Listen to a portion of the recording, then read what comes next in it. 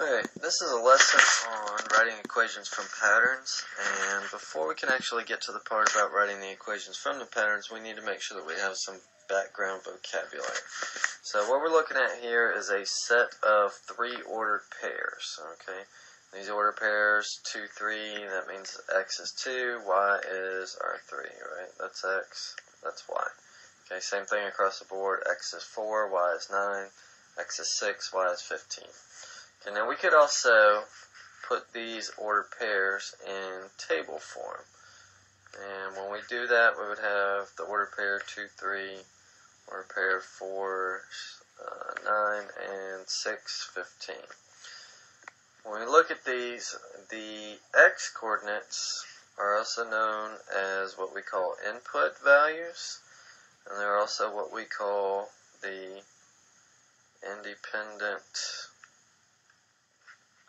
variables. Okay, these are the variables that if we were graphing something, we would actually just be picking those variables. We choose those variables, and then we figure out what the y is. So that's why we call them independent variables.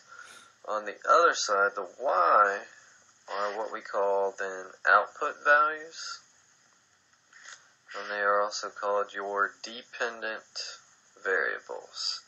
And they're dependent because it depends on what the value of x is. Okay, our y is going to be determined by what our x is.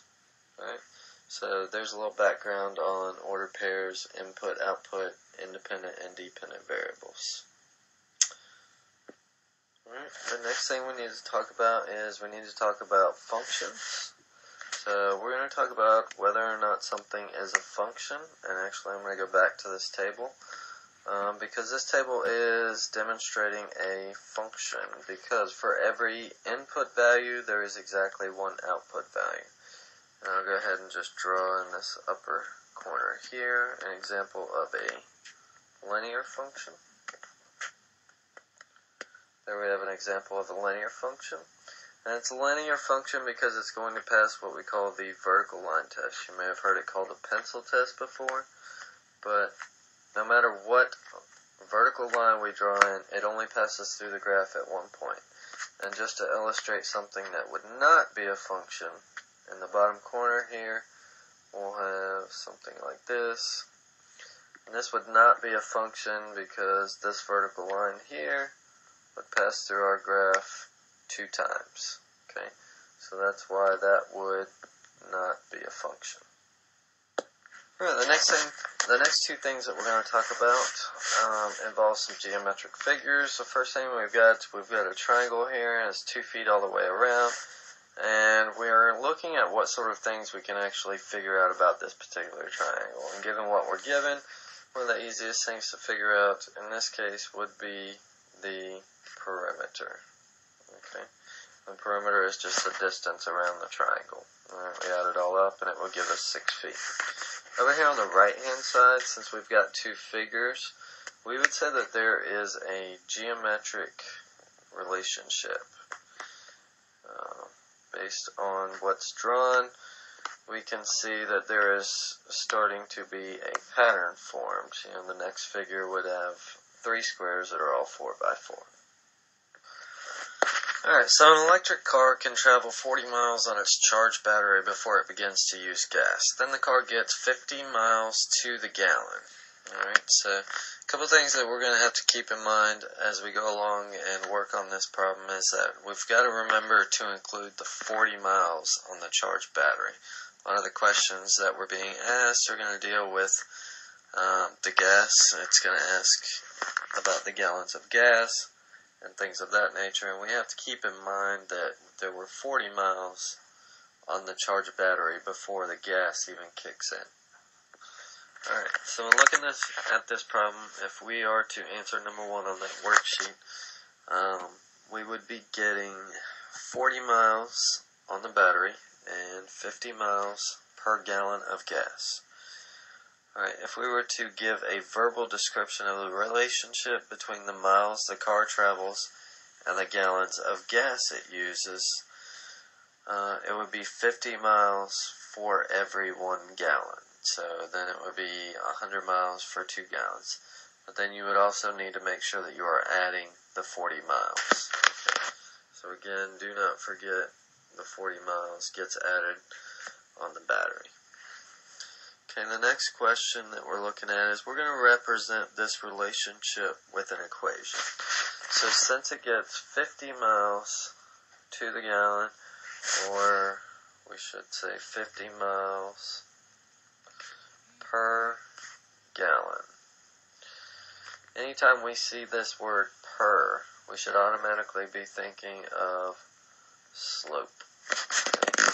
And if that's the slope, then that's going to be 50x. Okay, many of you said the other day y equals mx plus b, so that would be 50x, because your slope would be 50 miles per gallon. Okay, where does the y-intercept come in? Which the y-intercept is our b. That comes in at the 40 miles, because you're going to get 40 miles on the battery every time.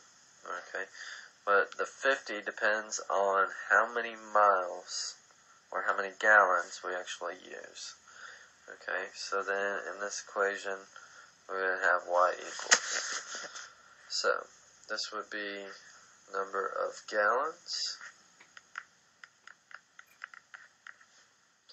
and this would be total miles.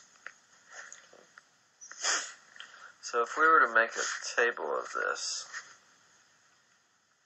gallons of gas, miles traveled, on 1 gallon, we would actually travel 90 miles. Don't forget, it's the 50 plus the 40. With 2 gallons, we would then go 50 more, so it would be 140. 3 gallons would be, 190. 4 gallons would be 240.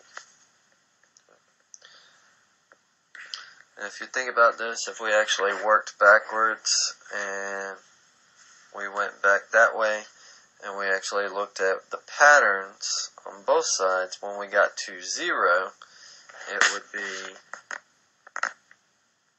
40. Okay, and that is our y-intercept. Alright, so what I've done is I've taken the table and I've taken it all the way up to 7. I've taken the miles and calculated the number of miles. Don't forget when you're doing this, of course, there's 40 miles that you're going to be doing on battery and then 50 miles per gallon. Alright, so now what I'm going to do is I'm going to go ahead and plot these ordered pairs. And this is not going to be exact because if you'll notice on the y-axis, we're actually going by 25s. So it's going to be kind of estimating here. So we're going to go 190, because that is an order pair, so it's going to be somewhere in there. We're going to have 2 140, so again, somewhere in there. 3 would be 190, so 4 would be 240. 5 is going to be 290, and we would just keep going in that same general pattern. Number 1, or 0, would be at 40, so we're going to have something close to that line. So then the question is the total distance traveled a function of the gas used? According to what we had earlier, this of course is a function. And then what are the independent and dependent variables? This would be your independent variable. Down here, the gallons gas. This would be your dependent variable. Okay. So for class on Monday, make sure that you have this worksheet completed.